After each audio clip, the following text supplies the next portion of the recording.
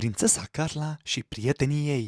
Din castel, fără frică, vine o prințesică. Ea vrea să ne învețe tot ce e frumos. Cu sclipici decorează și cu prieteni pictează. Acum dacă-i urmezi și tu poți să înveți. Din castel, fără frică, vine o prințesică. Ea vrea să ne învețe tot ce e frumos. Cu sclipici decorează și cu prieteni pictează. Acum dacă-i urmezi și tu poți să înveți. Ea este prințesa Carla, are un întreg castel. Cu dinoșa, cu arela vor cânta mereu. Ea este prințesa Carla, are un întreg castel. Cu dinoșa, cu arela vor cânta mereu. Din castel, fără frică, vine o prințesică. Ea vrea să ne învețe tot ce e frumos.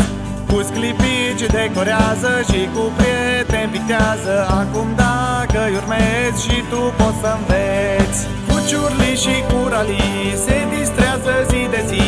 E și iepuril aici, chiar face magii. Cu ciurli și cu ralii se distrează zi de zi. E și iepuril aici, chiar face magii.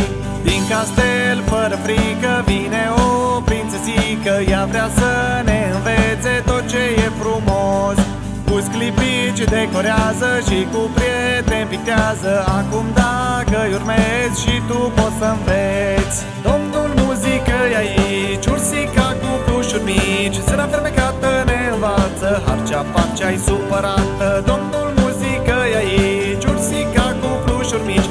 Zâna fermecată ne învață, harcea-parcea-i supărată. Din castel, fără frică, vine o prințesică. Ea vrea să ne învețe tot ce e frumos. Cu sclipici decorează și cu prieteni pictează. Acum dacă-i urmezi și tu poți să înveți. Din castel, fără frică, vine o prințesică. Ea vrea să ne învețe tot ce e frumos. Cu sclipici decorează și cu prieteni pictează. Acum